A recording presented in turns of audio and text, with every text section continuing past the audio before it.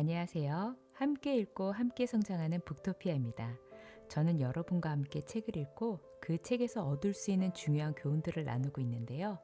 오늘 소개해드릴 책은 스웨덴 출신 명상 지도자 비온 나티코 린데블라드가 쓴 내가 틀릴 수도 있습니다. 입니다. 그는 1961년 스웨덴에서 태어났고 대학 졸업 후 글로벌 기업에서 근무하며 26살에 임원으로 승진합니다.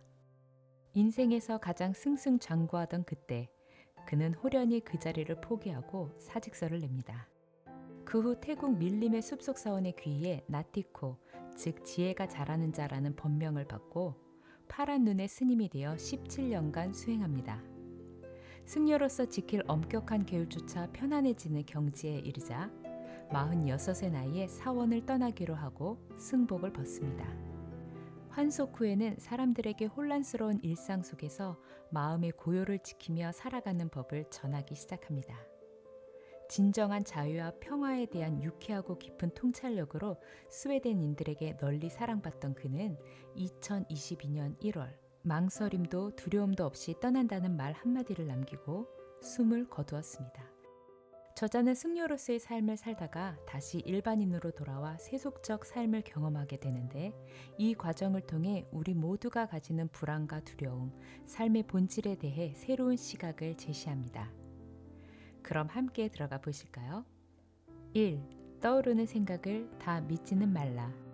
떠오르는 생각을 거르지 못하고 다 받아들일 때 우리는 지극히 연약한 존재가 되어 수시로 상처받습니다.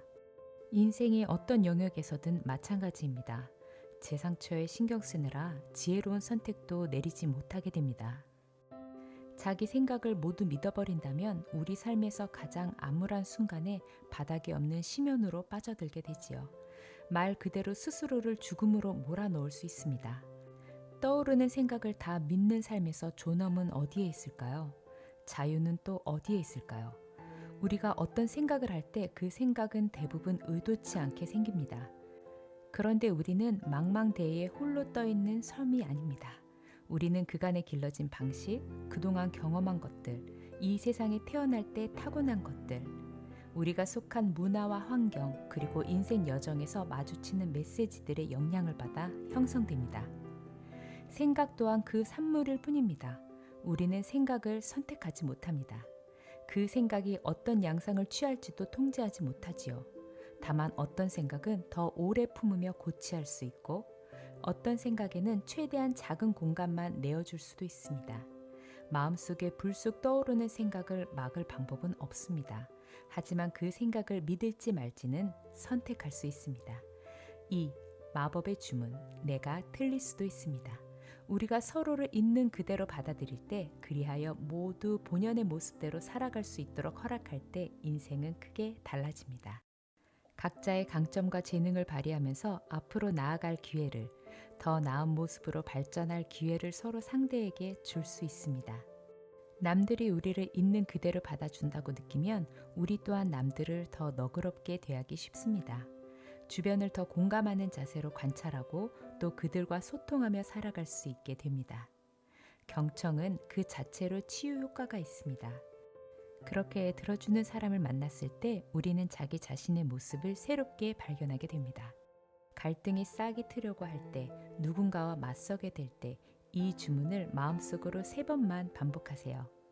여러분의 근심은 여름날 아침 풀밭에 맺힌 이슬처럼 사라질 겁니다. 내가 틀릴 수 있습니다. 내가 틀릴 수 있습니다. 내가 틀릴 수 있습니다. 내가 다 알지 못해 라는 생각에 익숙해지는 것만큼이나 우리가 확실하게 행복해질 방법은 흔치 않습니다. 사실 저도 지나고 나니 내가 맞건 그가 맞건 그리 중요치 않았던 것 같습니다. 심지어 어떤 일로 맞고 틀렸다고 했는지 기억도 나지 않는데요. 얼마나 중요치 않은 일이었으면 다툰 기억만 남고 왜 다투었는지 무엇을 가지고 그리 목청을 높여 서로 옳다고 했는지 이유도 생각나지 않을까요? 특히 사춘기 아이와의 대화에서 저는 늘 꽉 막힌 엄마였습니다. 급기야 아이는 엄마랑은 말이 안 통한다며 마음의 문을 닫아버렸습니다. 지금 와 생각해보니 나는 이미 내가 옳다라는 전제하에 아이를 굴복시키려 했습니다. 그건 대화가 아니었습니다. 어떤 기대와 소망을 가지고 대화를 해야 하는데 아이는 제게 작은 틈도 찾지 못했던 것 같습니다. 사춘기를 크게 앓았던 아이는 제품을 떠나 군대에 갔습니다. 엄마가 틀릴 수 있어. 아니, 엄마가 틀렸어. 미안해. 지금이라도 고백해봅니다. 옳고 그름보다 더 중요한 것은 다정함과 사랑입니다. 그것을 뺀 승부는 의미가 없습니다. 제게 반감을 갖게 해서 무엇이 유익할까요? 사람의 마음을 사는 것에 더 집중하려고 합니다. 대나무처럼 혼자서만 올곧고 뻣뻣해서 뭐 하겠습니까? 주변에 사람이 없으면. 거친 바람에도 한들한들 흐느적대는 갈대같이 살아가길 소망합니다. 나도 안 다치고 남도 안 다치게 사는 법을 이 책을 통해 배웁니다. 3. 삶은 언젠가는 끝난다. 인간의 삶에 확실한 것이 하나도 없습니다. 분명한 것은 단 한 가지, 바로 삶이 언젠가는 끝난다는 점입니다. 그 사실을 인정하고 받아들인다면 꾹 쥐었던 주먹이 스르르 풀리고 펼친 손은 삶으로 가득 찰 것입니다. 우리가 집착하며 좀처럼 놓지 못하는 어떤 생각이 불행감을 초래합니다. 저자는 뭔가 자기 생각에 힘이 들어갈 때면 실제로 주먹을 쥐었다 펴는 행동을 반복해서 했다고 합니다. 주먹을 풀면서 뇌는 신체가 더 안정적 상태로 돌아왔다는 신호를 받아들이며 이에 따라 심리적으로 더 차분해지는 효과가 생깁니다.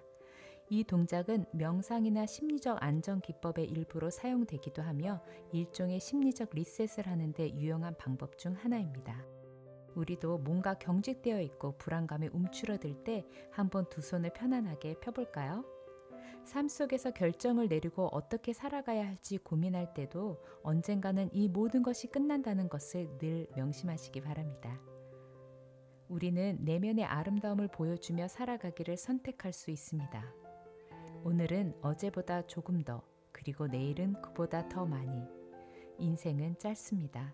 제 아무리 애써도 우리는 모든 일이 원하는 대로 이루어지게 할 수 없습니다. 하지만 적어도 선의로 행동하기를 선택할 수 있습니다. 우리에게 허락된 그리 길지 않은 시간 동안 우리 안에 있는 가장 아름답고 강한 힘을 겉으로 드러내면서 살아가자고 말하고 싶습니다. 지금 이 세상에 그보다 더 필요한 것은 없습니다. 저자 비온 나티코는 이 책을 쓰고 며칠 후 세상을 떠났습니다. 그가 세상에 남긴 말 한마디 한마디는 비록 종이에 적힌 글이지만 가슴을 파고드는 힘이 있습니다. 숲속 현자가 전하는 마지막 인생 수업은 가장 사랑하는 가족에게, 친구에게, 그리고 세상에게 전하는 유언장 같습니다. 제가 인생에서 너무 많이 놓치고 살았던 부분들을 오목조목 모아서 제 눈앞에 내려놓은 느낌이었는데요. 여러분들은 어떠셨나요? 끝으로 우리의 인생을 행복하게 해줄 마법의 주문을 3번 읊어보면서 오늘 영상을 마무리하겠습니다. 내가 틀릴 수도 있습니다. 내가 틀릴 수도 있습니다. 제가 틀릴 수도 있습니다. 감사합니다. 구독과 좋아요는 큰 힘이 됩니다. 다음에 더 좋은 책으로 찾아뵐게요.